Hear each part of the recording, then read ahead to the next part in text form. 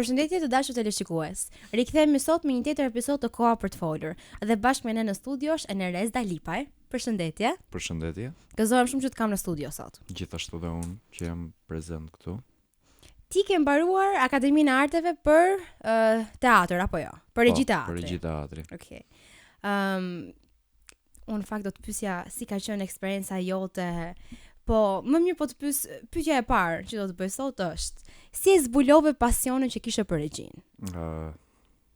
Unë që fëmijë në fakt e kam pëlqyer artin dhe kam dashur të jem pjesë e artit dhe duke kaluar vitet filloj ta doja akoma dhe më shumë dhe shkova në akademi, konkurova, fitova dhe ja ku jam. A ishte vështirë konkurimi për të futur në akademi apo nuk është se ishte atë nivel vështirësie që e pristje?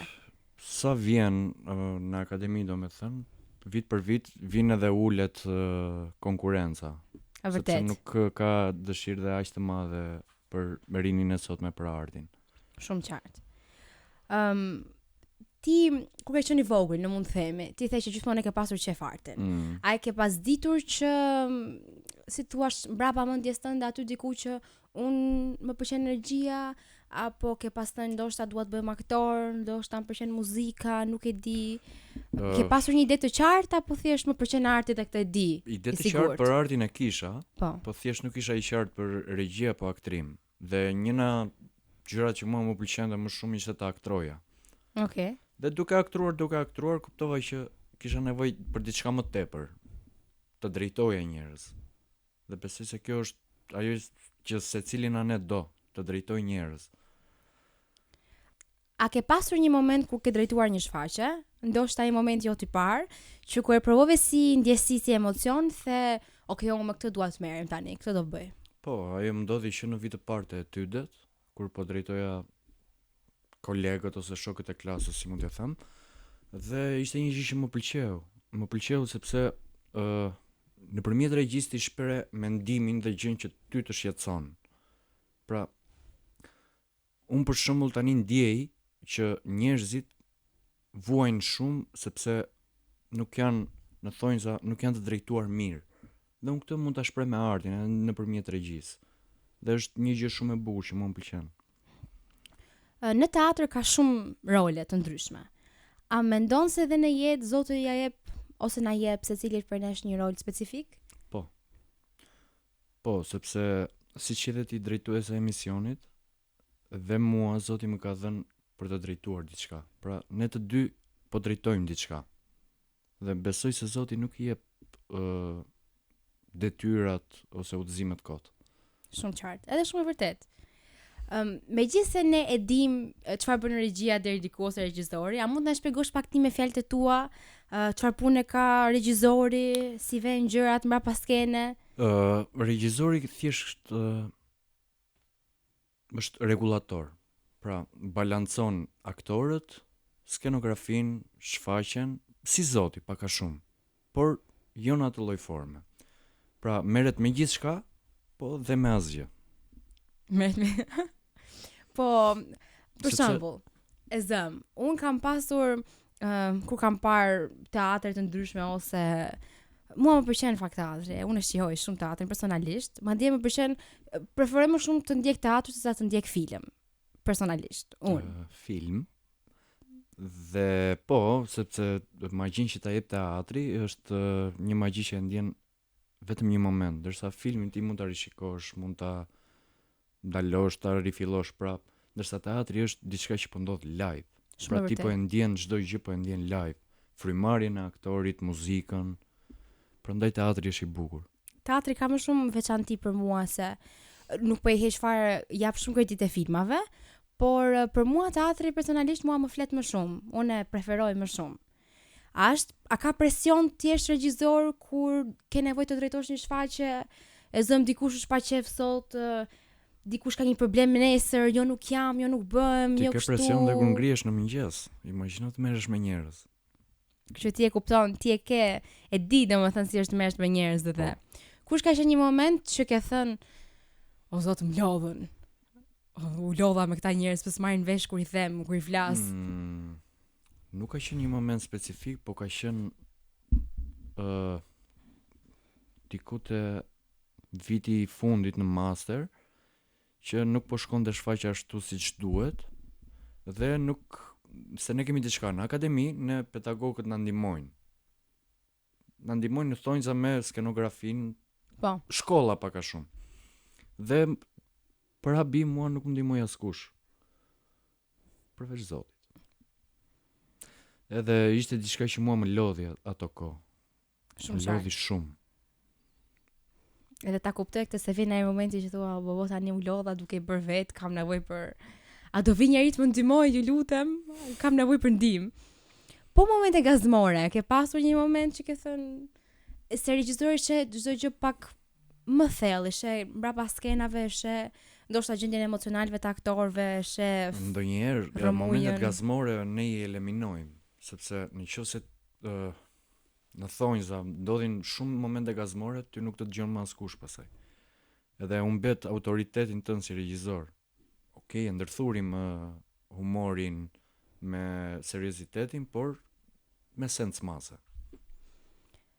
Nëse jeta jote do të ishte një shfaqje teatri, si do të ishte mesazhi kryesor? Ke menduar ndonjëherë apo? Po, e mendoj çdo ditë, si ti jesh njeri. Sepse artit po I mungon se si ti janë njerëz. Gjithë po luajnë lloj-lloj forme, po asnjëri nuk po qëndron njeri. Dhe gjithë secili do me thënë përpiqet të bëj keq tjetrit, përpiqet ti prish punë. Pra, kur unë erdha te ty, më pëlqeu sepse ti flet për diçka që është reale. Dhe kjo I mungon sistemit sot, shoqërisë sot dhe artit sot. Si ti jesh I vërtet. Unë në fakt e them gjithmonë dhe e kam thënë kaq shumë sa njerëzit që I kam rreth rrotull me e din. Unë e them që nuk ka rëndësi sa I talentuar ose talentuar mund të jesh. Në sytë e mi, nëse ti nuk je njeri, nuk më intereson fare talenti jot. Fare, nuk më hyn në sy fare. Dhe nuk ka kuptim. Dhe nuk ka kuptim për mua fare. Unë kam shumë respekt për filanin sepse ti je njeri, sepse ti ja do të mirën tjetrit, dhe nuk kam, ndoshta ti nuk je e zëm një violoncelist I mirë. Po nuk ka problem për mua se je njeri. Edhe kjo gjë mua, si thua, e fshin fare atë anën e nuk më intereson, me të vërtet nuk më hyn në sy. Po pra se do me thënë në fushën e artit dhe ti e di shumë mirë që të fitosh duhet të jesh pak dredharak. Po, është e vërtet. Dhe mua kjo gjë nuk po më pëlqen dhe po më bezdis shumë. Me që u futëm në këtë temë, kur kam qenë pak më e vogël, I thash Zotit diçka. Thash unë asnjëherë, ja premtova vetes dhe Zotit, asnjëherë nuk do bëj asnjë gjë të keqe në dëm të askujt, dhe çdo gjë që unë do e marr, megjithëse të tjerët po merrnin gjëra që nuk I takonte, për shembull më takonin mua, unë nuk do e marr asnjëherë me të keq. Unë gjithmonë do t'rregoj me drejt. Sido që të jetë situata, unë kurrë do ta humb ato të vetja. Le të duket sikur po më bëjnë padrejtësi, le të duket sikur po më shkelin njerëzit, unë do qëndroj drejt dhe vërtet gjithmonë. Dhe nuk do ta lej asnjë person, asnjë situatë dhe asnjë rrethan, dhe këtë kur kam qenë me lot në sy, që të më mposht ose të më bëj mua të bëj të kundërtën. Ndonjëherë kjo është më e vështira, jo se si ti jesh artist. Se artist mund të bëhet kushdo, po njeri jam pak. Është më vërtet. A mund ta vëmë në status Facebooku këtë? Ose nuk e di status Instagrami këtë? Do ta vëmë, do ta vëj këtë. Do ma thush edhe një herë kur të mbarojmë, do ta shënoj kështu. Edhe që të bëj pastaj si interesante do edhe në Instagram. Bëj shaka. Okay. A ka pasur në një moment në karrierën tënde ku besimi të ka lënë lirshmëri vendimarrje, pra të ka ndihmuar që të marrësh një vendim? Është një pyetje që mua më pëlqen shumë sepse gjatë 4 viteve të shkollës unë nuk isha I shpëtuar akoma. Dhe kaloja vështirësi dhe isha tërkohës do hiq dorë. Dhe kur njoha Perëndin ishte, domethënë si të kesh jetuar një jetë të kotë. Dhe aty fillon merr kuptim jeta. Gjithçka të duket më e lehtë, çdo gjë e bën me kënaqësi. Domethënë gjen një paqe shpirtërore që ty të mungon shumë. Shumë qartë. Edhe shumë vërtet, në fakt. Të gjithë njerëzit që ta kanë takuar Jezusin, qoftë kur kanë qenë të vegjël, qoftë kur janë rritur, e thon këtë gjë, që jeta ime pas ka qenë kot. Domethënë se çka kanë bërë, se nga kanë vërdallosur, se çka kanë bërë. Edhe dukesh sikur ke bërë shumë gjëra, po në fakt s'ke bërë asnjë gjë në fund. Sepse kur nuk ke një qëllim për jetën, thjesht nuk e jeton. Cili është personazhi biblik që do e lidhje veten më shumë me të, në sensin që e shef një personazh biblik dhe thua, ky ngjason me mua në këtë aspekt. Davidi? Pse? Sepse shumë personazhe në Bibël, e adhuronin Zotin, shë pa mundur mos ta adhurosh Zotin, por Davidi qëndronte i vërtet. Edhe kur i kërkonte gjëra Perëndis, ja kërkonte ashtu siç ai ja kërkonte, jo siç i donte Perëndia. Dhe ndonjëherë ti jesh David është më e vështirë se sa ti jesh Elia. Të qëndrosh i vërtet vazhdimisht. Po. Edhe të mos ta humbësh veten edhe kur vijnë situata të vërdall që duan të tulin, duan të mërzisin. Do me thënë, Davidit i vinin vështirësi dhe ai asnjëherë nuk dorëzoi dhe gjithmonë kërkonte ndihmën e Perëndis, jo ndihmën e vetja.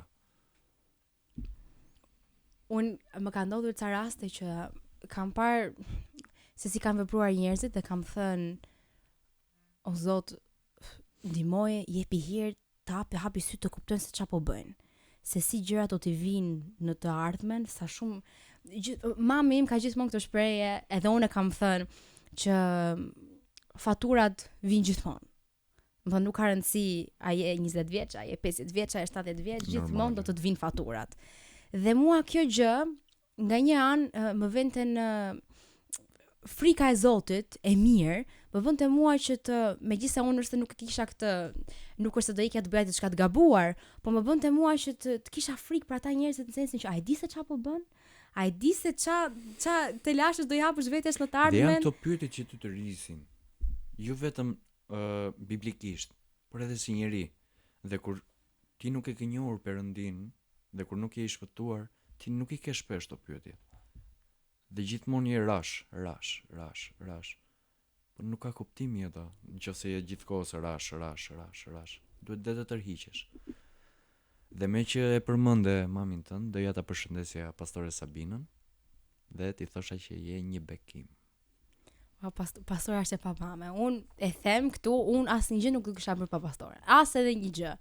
Ajo më ka dhënë kaq më ka inkurajuar 1, më ka mësuar 2, më ka dhënë mend 3, që di ajo më shumë tani nga arti se ç'po di unë nga arti, dhe i di të gjitha, se rri me unë i them, unë e marr në telefon, madje edhe bezdis, them, "O ma", thot. Tërërëm, e mbyll. Ke gjë tjetër? Jo, s'ka gjë, mirë. Ku të vish në shtëpi trega? O ma, dhe i them, ajo di çdo informacion timin, sepse ajo më ndihmon kaq shumë dhe madje më thot, "Bëj këtë, mos e bëj këtë, bëj këtë." Mos e bëj këtë. Dhe pastorët tanë janë fantastik. Që na ndihmojnë, që kanë nerva të merren me ne. Do edhe mua me pastor Tomorin, pastorin ton, dhe është thjesht një bekim, domethënë ti jep zgjidhje edhe aty kur nuk ka zgjidhje. Pse dieta zgjidhje ti këtë? Pse dieta zgjidhje ti këtë? Po dieta zgjidhja. Janë domethënë nuk e di, duat marr kohë të them faleminderit, edhe sado që ti them un faleminderit, ja, kur dalim ne nga kjo studio do ndodhi ndonjë gjë që do i marrim telefon dhe i themi, si ta bëjmë, si ta zgjidhim këtë punë, do thonë hajde këtu. Hajde se të ndihmoj unë. Në qoftë se do kthehesh mbrapa në kohë, a do zgjidhje prap regjin? Po. Okej. Sepse kur ti e do diçka, e rizjedh, edhe pse të lëndon, e rizjedh, derisa vdes në ajo gjë. Kjo ishte një, e di si ishte kjo më duk, apo jo nuk është, më kujtova Hamletin, nuk e di pse më kujtova Hamletin, nuk e di për çfarë arsye, po ishte shumë, më pëlqeu, ishte edhe dramatike. Më pëlqejnë mua këto gjëra. Unë jam tip dramatik edhe në jetë. Okej. Edhe në jetë nuk më pëlqen shumë humori i tepruar. Pavarësisht se mua më thonë na shkrive. Unë të kam thënë më shkrive. Ne parë se të fillonim këtë program që ju po shihni, na kapi një moment, ose më saktë më kapi mua një moment që kam qenë vetëm ja 2 minuta sepse nuk po tha dot përshëndetje. E kisha shumë të vështirë, nuk e di pse nuk po tha dot përshëndetje. Dhe ngelem dhe po shihnim shumë përshëndetje. Dhe kemi ngelur vetëm 2 minuta duke thënë çfarë përshëndetje? Përshëndetje, po. Përshëndetje. Vetëm përshëndetje. Kështu që mund të them që je deri diku tip shakaxhor, nuk e di pse. Mos e konsidero veten. Jo, mua më pëlqen të jem dramatik. Okej. Se jeta është thonjza, është një komedi. Sepse nëse ne nuk i marrim gjërat siç janë në komedi, të bie do vrisnim veten. Do i përjetonim shumë. Doli regjizori brenda teje. Ne zgjedhim thjesht ti kalojmë me sportivitet. Edhe të jemi të qetë. Këtë gjë na thotë dhe Bibla. Nëse nuk i merr gjërat me qetësi, duke mos pasur frikë, duke mos pasur ankth, dhe duke mos menduar për të ardhmen. Kjo është frika që domethënë të rinjve, frika më e madhe është e ardhmja. Dhe Bibla na i ka dhënë përgjigjen. Lavdi Zotit për këtë. Mua e ardhmja asnjëherë, të paktën mua, nuk më ka trembur. Mua ardhmja gjithmonë unë me zi presje të vi e ardhmja. Sepse e di kaq mirë se kujt i shërbej, e di kaq mirë se kë kam Zot, dhe e di se çfarë po bëj dhe se ku po shkoj, po dhe atëherë kur nuk e di, më jep një besim, thot pastori, është të jetosh një jetë me besim është thjesht pak aventurier ose aventuriere.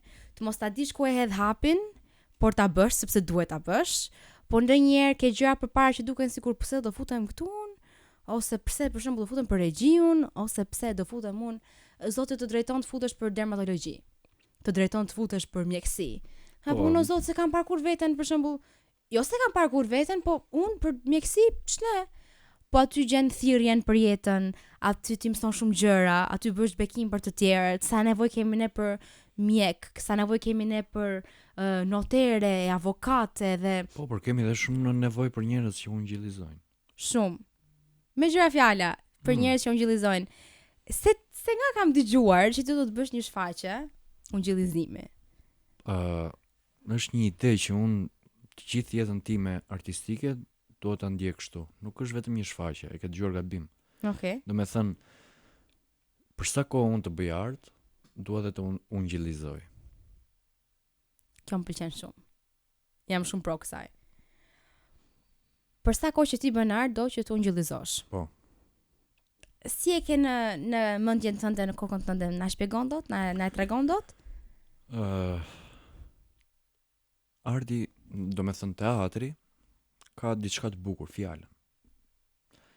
Dhe në qoftë se di ta përdorësh fjalën biblikisht dhe ta ndërthurësh me tekstin skenik, atëherë po njerëzit i ngel në mendje, e kam lexuar edhe diku këtë dhe rikthehen prapë te Bibla, rikthehen te Zoti.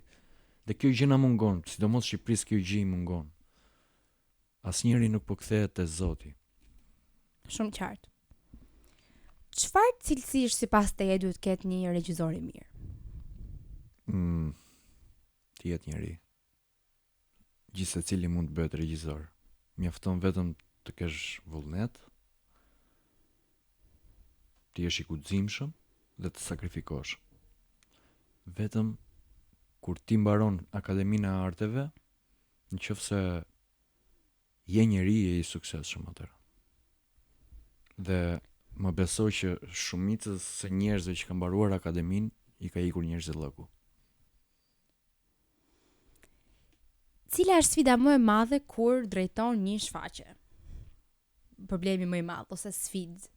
Apo nuk është se shiko, ne edhe ti kur mëson një partiturë, ti e ke në kokë gjithë partiturën, pasi e mëson. Edhe nuk të bë më përshtypje, thjesht vazhdo me violinën, edhe e jeton atë. Kështu është edhe regjia. Mjafton ta njohësh partiturën mirë, ta duash atë partiturë që po bën, dhe të vlej për diçka, të shërbej për diçka, ti flasi njerëzve. A kërkon tregu më shumë saktësi apo kërkon më shumë emocion? Tregu. asnjë nga këto të dy që se po the. Sepse në qoftë se po flasim për Shqipërinë, në qoftë se Shqipëria do kërkonte emocion, nuk do ishte kjo gjendje që është. Në qoftë se do kërkonte saktësi, njerëzit e artit do ishin pak fare më të vlerësuar. Se janë gjatë të vlerësuar, po pak fare më të vlerësuar. Pra, të gjithë po shkojnë drejt entertainment.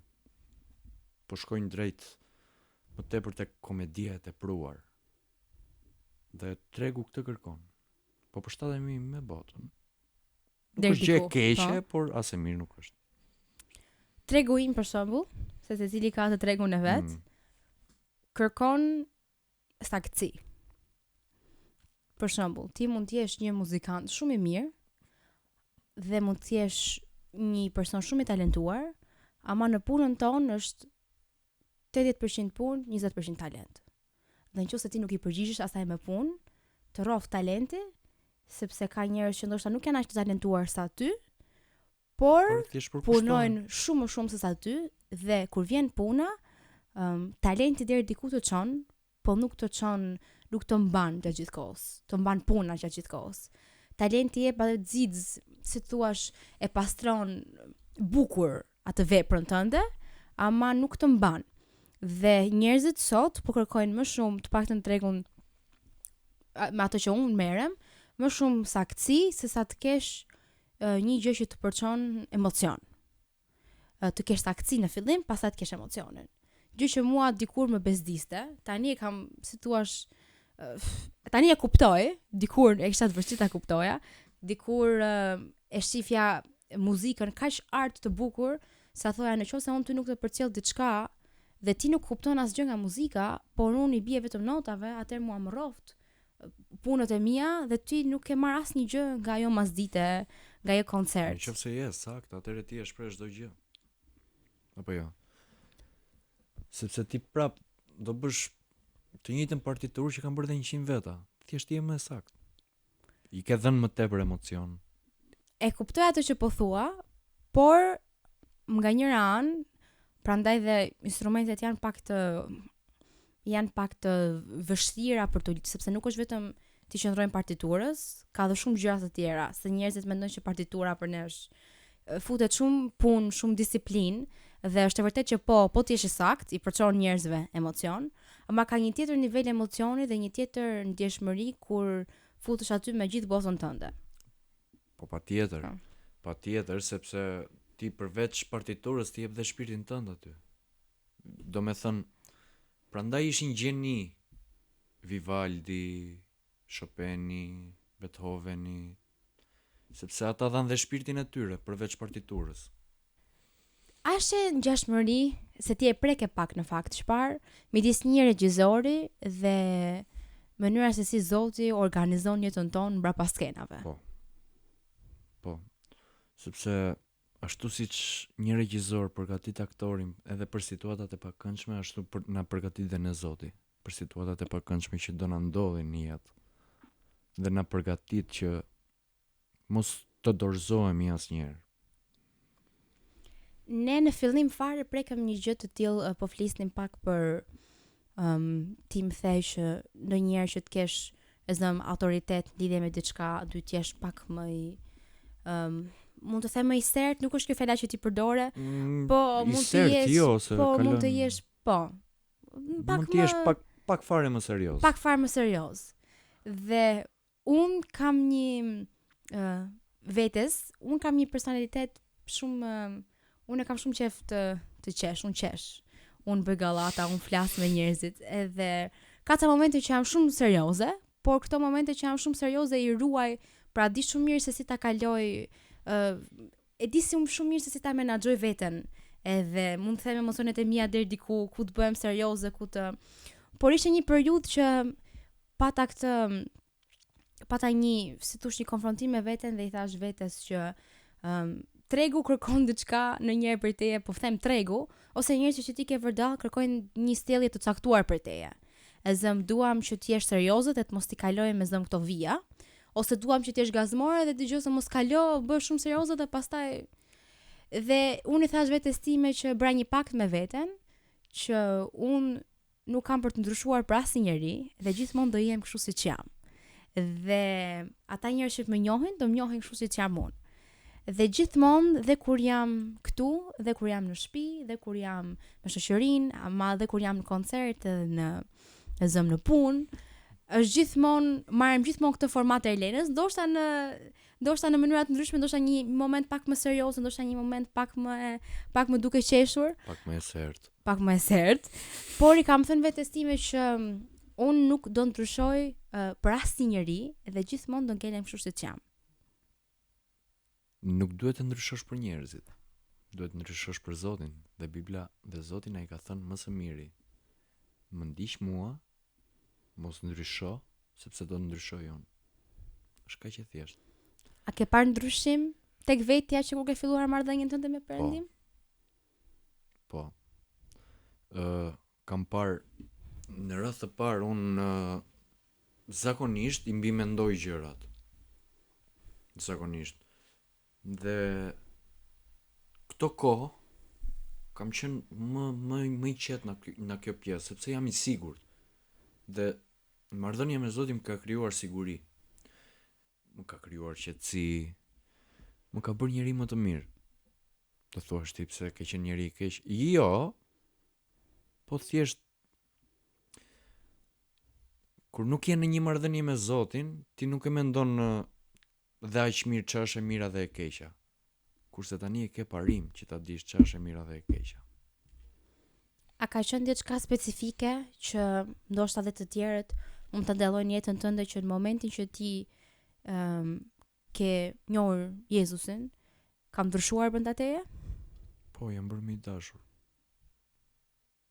Dhe besoj që është njëna vetit që kur ke marrëdhënie me Jezusin, është njëna vetit që ai ta aktivizon të parën për të afruar njerëz. A e kanë vënë re të tjerët të ndryshimin tënd në vendin e punës, pra ku ti? Pata një bisedë dje me dy shokët e mi që i kam pas në akademi. Po folëm gati rreth 2 orë. Dhe unë po i flisja për ndryshimin tim, për marrëdhënien me Jezusin, e gjitha, dhe thjesht po i shikoja si po qeshnin. Më vjen mirë kjo gjë sepse kur ti krijon një marrëdhënie me Zotin, i jep shpresë dhe të tjerëve. Është shumë e vërtetë. Dhe mua kjo më kishte munguar, sepse unë çdo gjë e shikoja ulët. Pra nuk kisha asnjëherë shpresë. Tani kam shpresë dhe kam më shumë se ç'duhet tani. Pastoria thoshte gjithmonë personi i lënduar të lëndon, personi i hidhëruar të hidhëron, dhe prandaj është e rëndësishme që të kesh marrëdhënie me Zotin, sepse kur je me Zotin, merr nga ai. Un kam parë njerëz që mund të shkoj kaq larg derisa të them që dhe kanë pasur ndryshime drastike në personalitet. Njerëz që mezi shije që qeshnin, ose njerëz mezi shije që hapeshin ose thonin diçka, sepse ne duhet të kuptojmë që njerëz të ndryshëm kanë personalitet të ndryshëm. Jo të gjithë, ka disa njerëz që janë më të ftohtë. Dhe kjo nuk është se nuk janë njerëz të këqinj, është personaliteti i tyre është thjesht pak më i ftohtë. Është thjesht kur ti nuk e njeh mirë veten, se kur ti ke një marrëdhënie me Zotin, ti aty fillon ta njohësh veten. Shumë e vërtetë. Dhe kur ti nuk e njeh mirë veten, nuk i di as dobësitë e tua. Dhe mund ke frikë ndonjëherë që të prekësh ndonjëna dobësitë e tua. Dhe kur ke marrëdhënie me Zotin, ti nuk ke asnjë dobësi. Bësh njëri shumë i mirë, ndryshon. I vetmi limit që ti ke është vetëm Jezusi. Edhe një njeri të mirë kjo e bën. Kur ti nuk ke limite dhe tregohesh i vërtet, se shumë jo limitet të tepruara, që Edhe ta kuptoj. qartësojmë. Po, të kuptoj. Dhe kjo të bën njeri të mirë, domethënë, kur ti je i vërtet, se shumë njerëz duan të jenë të mirë, po asnjëri s'është i vërtet. Dhe kur ti je i vërtet, aty fillon ndryshimi. Shumë e drejtë. Faleminderit shumë që ishe me ne në studio sot. Faleminderit shumë. Unë shijova kohën me ty. Faleminderit që na tregove për eksperiencat e tua, edhe na tregove pak rreth botës tënde. E vlerësoj. Faleminderit shumë për ftesën. Ishte një kënaqësi shumë e madhe. Edhe për mua. Shpresoj që ta keni shijuar programin. Ne bashkë do të jemi javës tjetër dhe shpresoj që të keni një javë sa më të bekuar. Mirupafshim.